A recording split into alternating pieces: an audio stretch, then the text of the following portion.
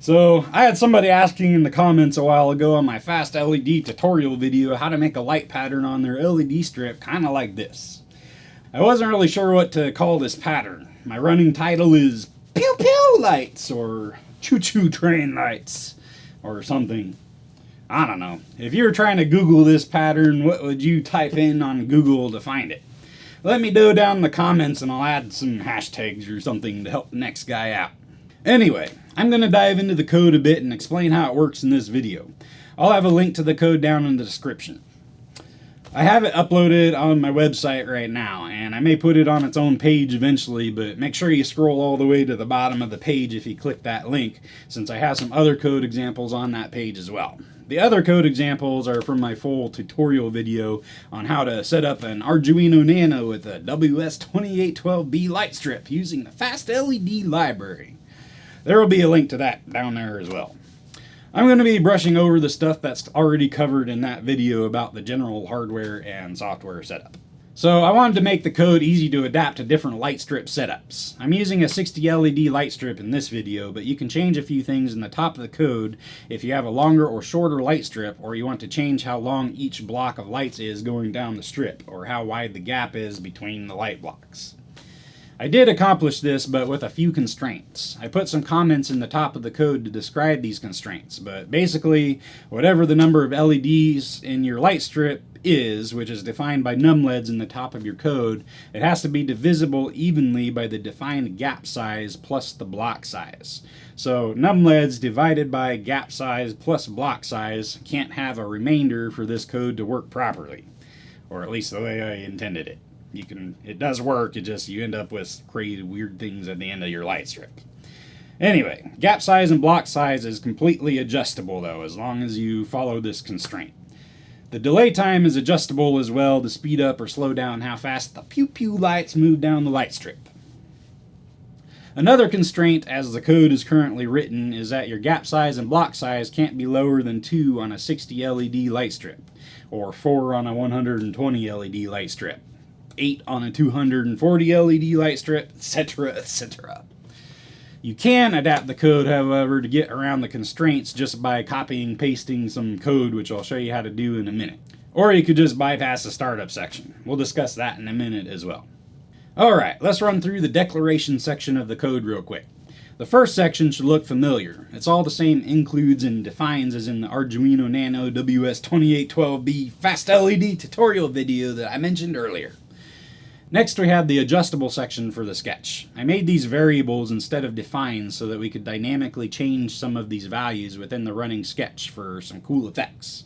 I'll show a few examples toward the end of the video. The difference between variables and defines is that with defines, when you compile your code, the compiler basically looks through your whole sketch and replaces whatever define it sees with the value that you gave it at the top. It's permanent, unlike variables that can be changed within the running code. Anyway, if all you want to do is copy and paste the code to get it working for your specific project, this is where you would tweak things to get it how you'd like it. I meant this project from the beginning to simply have dark gaps between the light blocks, but having 2 different colored light blocks moving down the strip is pretty cool too. Especially when you speed it up really fast. Techno dance party! Woohoo! Okay, next we have our fun variables. I took the time to comment everything pretty thoroughly in my code, but even so, the purpose of these variables will be more clear seeing how they're used down below. I'll talk more about what they're doing later on. Lastly is our CRGB type array declaration. It holds all our LEDs in there. It's our main source of fancy unicorn candy corn flavored lightwave magicalness. We do things with it. This and our setup section is all the same nonsense that was in my FastLED tutorial video, so we're just going to brush over that. Let's move on to our main loopy-loopy. I set this sketch up to have 2 states, a startup state and a running state. This is kind of a nod to state machine programming. It might be a good rabbit hole to get lost in for a bit if you're looking to improve your programming skills. But I'll leave that hole to you and Google. Google knows all the holes. So, the startup state basically just fills a light strip from beginning to end. It's mostly for aesthetics. I just think it looks better this way. You could set the startup flag to false up top if you wanted to just skip the startup state. This would take us straight into the running state, which breaks up and looks at the whole strip in frames. Doing this would also free you from some of the constraints I noted in the comments here, but it doesn't look as good in my humble chicken fried opinion. There's a proportional relationship between your light strip length and the gap and block sizes, meaning the longer your light strip is, the bigger your gap and block sizes have to be without modifying the existing code. This might be a reason to just make the startup flag at the top of the code false if you have a very long light strip you're trying to work with.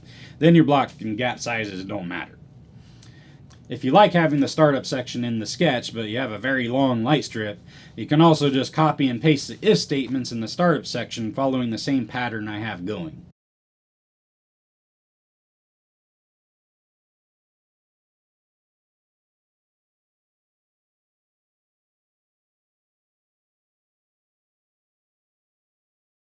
I currently have the if statements functional down to block and gap sizes of 2. If we look at the very last if statement in the startup section and do the math, the pattern should be pretty clear. We have block size times 15 plus gap size times 15. So 2 times 15 for block size equals 30, plus 2 times 15 for gap size equals 60, which happens to be the length of the light strip I'm working with. If you had a 120 LED light strip but wanted to maintain block and gap sizes of 2, you would simply need to copy and paste the if statements, incrementing your constants in the same pattern until your constants equal 30, since 2 times 30 for gap size equals 60, plus 2 times 30 for block size equals 120. Okay, let's take a closer look at what the startup section is actually doing. So each cycle through our main loop, if our startup flag is true, we're going to write 1 LED. Our increment variable is 0 to start with, since that's what we assigned it in our declaration section at the top. So on the first loop cycle, we're writing LED 0, the first LED on our light strip. All of the following if statements aren't true yet, so we're going to jump all the way down past them and call FastLED show along with our delay time. Then we're going to increment our increment variable by 1. This next if statement isn't true yet, so we're going to jump past all that and come back to the top of our main loop, at which point our increment variable now equals 1. So on this next loop cycle, we're going to write LED number 1 on our light strip. Do you follow all that? Because that was a lot of complicated reading. Some people say that I do this too quickly, but you guys, you do have a slow down button. Like on YouTube, they provide like a pause button and a slow down button, so I don't worry about going through this stuff too fast just for that reason.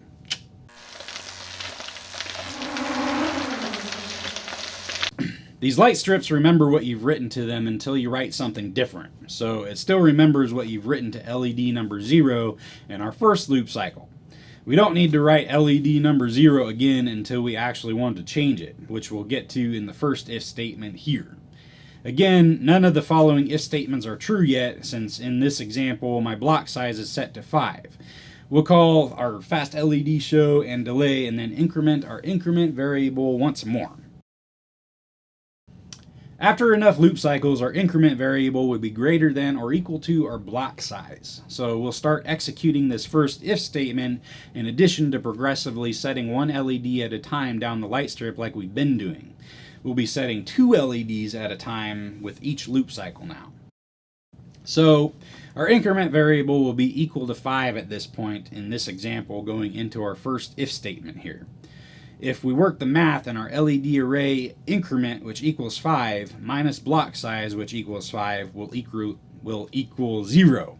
So we'll be writing LED 0 black in this case, since my red gap, green gap, and blue gap variables all equal 0 in my declaration section up above.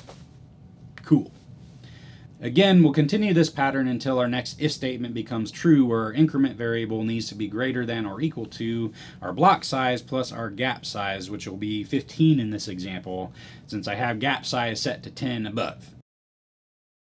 We'll start turning our LEDs back on at this point according to the math in our array. So we'll be writing 3 LEDs at a time now with each loop cycle.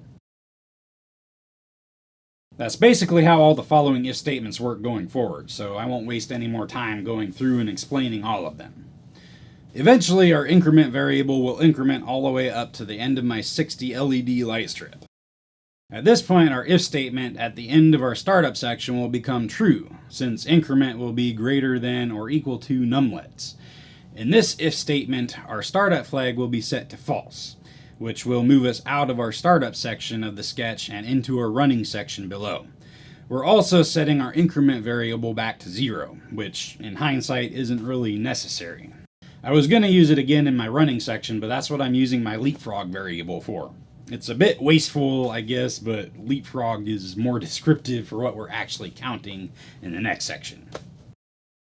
Alright, moving on to our running state. As I mentioned earlier, our running state works in frames, where each frame consists of one block and one gap. Our startup state left each frame with all of the blocks lit up at the end of each frame and all of the gaps at the beginning of each frame.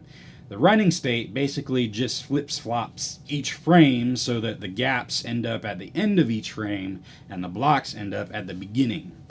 It then flip-flops the frames again so that we end up where we started, giving the illusion of the lights continually moving down the light strip.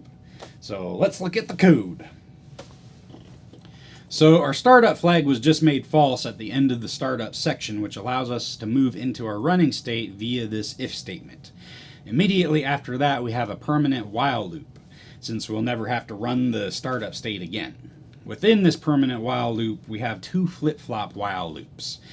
It's these loops that reverse the state of each frame, as I was talking about before. So, within our first while loop, we have a for loop. How many times our for loop cycles is decided by our numLEDs divided by gap size plus block size math. This is how many frames of one block and one gap we have on our light strip. In my example, block size is 5 and gap size is 10. Added together is 15, so 60 LEDs divided by 15 equals 4. I have 4 frames on my light strip. So my for loop will loop 4 times before moving on to the next portion of code. In each iteration of our for loop, we're going to write 2 LEDs, one LED on and one LED off in the first frame. Then we move to the next iteration of the for loop and write one LED on and one LED off in the second frame down our light strip.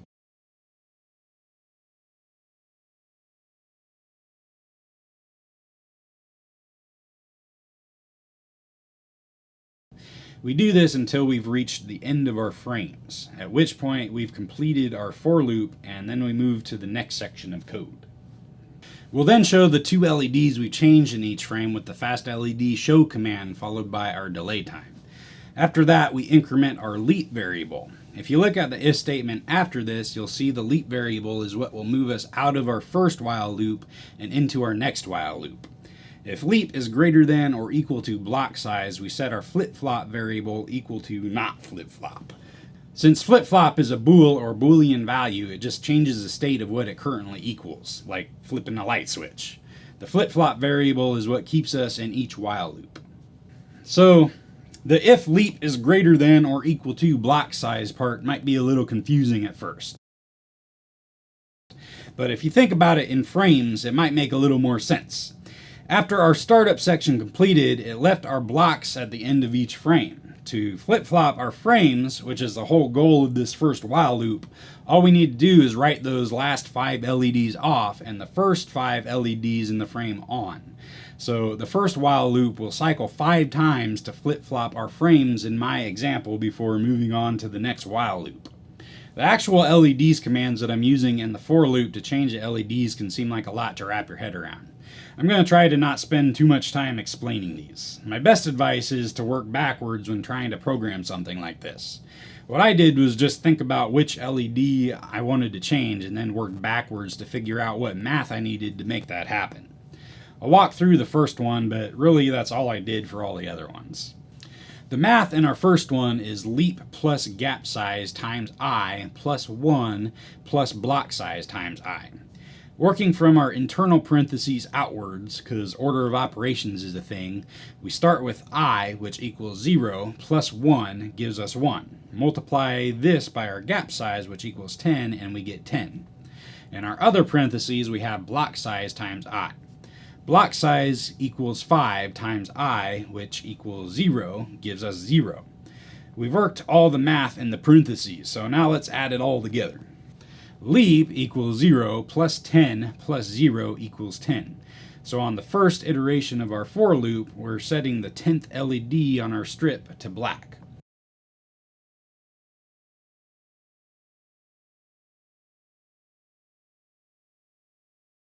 Remember, our LEDs on the light strip count starting at 0. Our 10th LED down the light strip is actually our 11th, if you count starting at 1 like a normal person. Details, details. On our second iteration of the for loop, the I variable has changed to 1.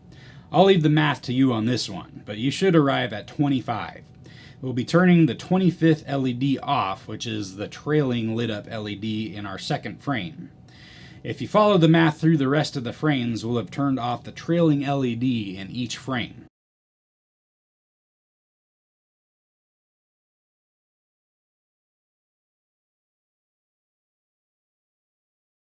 We then write all the LEDs with the FastLED show command and start over. Our I variable starts back at 0, but our leap variable is now equal to 1 since we incremented it at the end of the while loop. Loops within loops. It's a beautiful thing. If you work through the math using the new value for our leap variable, you'll find we're doing the same thing, but all the variables have just been incremented by 1. Now seems like a good time to mention that coming up with all this definitely was a process. You'll notice my file name for this Arduino sketch is Blocks Walking version 23. It took me 23 revisions to get to this point. I really love working with these LED light strips because they can be a great visual exercise in programming. If you've actually gotten to this point in the video, I can tell you're the type of person that knows what I'm talking about when I say patience and persistence is key. Anyway, I've got a little sneak peek of another project I started a while back that you may be interested in. I'm going to hide that at the end of the video because I'm sneaky like that. That has something to do with these little buttons on this 3D printed ball that I got going here, but anyway, back on track. Well, actually there isn't really much left to talk about. Once our flip-flop variable has been flip-flopped, we move to our second while loop. Our second while loop just reverses the state of the frames that our first while loop left us in. Our first while loop left us with all of the gaps or turned off lights at the end of each frame and all of the blocks or lit up LEDs at the beginning of each frame. The second while loop functions exactly the same as the first while loop. It just turns on the trailing LED light in each gap and off the trailing light in each block. You'll notice I'm using a variable called frog instead of leap because leapfrog. It's wasteful because I could have just reused leap, but it's cute and I'm the boss. Notice that our if condition is now if frog is greater than or equal to gap size.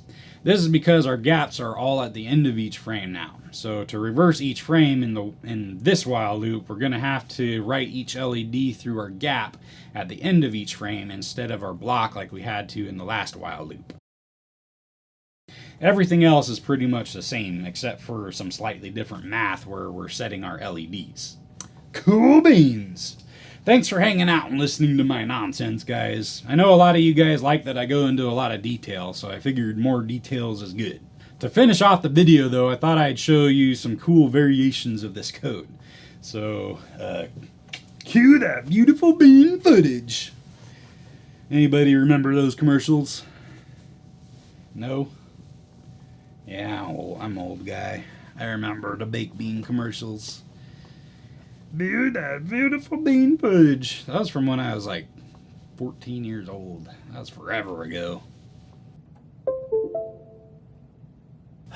Come on, Tyler. You really trying to text me while I'm making video? That's so rude. Anyway. Yeah, I use a teleprompter, guys. I figured sometimes I use a teleprompter, and when I'm making long videos like this, I figure it's better to write things down so I say exactly what I want to say and I don't go on stupid little rabbit trails like this. So, you're welcome, I guess. unless you don't like that type of video, because some people have complained that I use a teleprompter for some reason. I don't know. If my phone would cooperate with me. Come on, phone.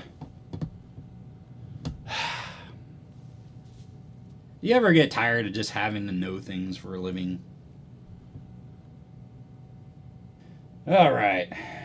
Let's wrap up the video. The end. Bye-bye. Toodaloo. See you later. Hey, what's up, guys? So I was just sitting here editing my video, being comfy, eating my gluten-free Oreos because I can't have gluten anymore, and that sucks. But I noticed a little oopsie in my code I figured I'd point out real quick. I'm going to show you what I'm changing in my code, but I want you guys to go and tell me in the comments why I'm changing this, because it's not really a mess up, but it is kind of a, it could be a gotcha later if you guys are trying to edit the code. But let me know down in the comments and say hi to the Pixie while you're at it. Hi, Pixie. Hi, puppies.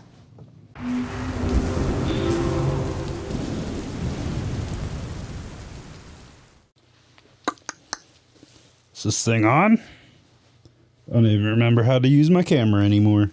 Hey, what's up, guys? So somebody emailed me this last week and was like, hey, where you been? Why aren't you making YouTube videos anymore? Well, I've been meaning to get back to it anyway, and that was kind of a catalyst to inspire me to sit down and make a quick video this weekend. I took a new job last year as a robot specialist. I work on industrial robots now. Part of that's a lot of traveling. I'm going to be gone all this next week teaching people how to use robots. Melting brains. Woohoo! Anyway, I got this LED puzzle ball that I've been working on. Let's take a look. I need a cameraman. So if you Google like LED puzzle ball, you might be able to find this. This is an existing product out there already.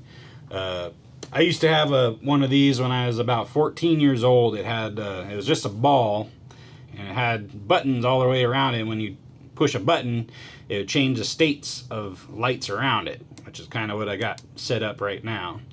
But the idea was it would start in a random state, and you have to try to get all the lights turned off on it. And I thought, hey, that would be kind of a fun programming project, because I got my gears turning thinking about how I'd approach that from a programming standpoint of view. I already ordered some buttons and stuff for this project, but I'm going to make a full featured tutorial on this project when all is said and done. I gotta get some like shift registers and put it on Arduino Nano probably, and make it a lot more compact and battery power and all that fun stuff. But let me know your thoughts, guys. How would you approach this from a programming standpoint? I had a lot of fun with this. I was initially trying to make it way more complicated than it needed to be, and I got it down to like the whole, other than the definitions and stuff, the meat and bones what actually makes this code work is like 3 or 4 lines of code. So this is way simpler than it initially looks, at least so far. Once I get into the, making a random starting point and saving things so that when you power it down and then power it back up, powers back up in the same state you left it. That's kind of one of my parameters for this project here. But yeah, let me know what you guys think. Leave a comment down below, like how you'd approach this from a programming standpoint. This is Life Me Lightning, making puzzles to hurt your brain.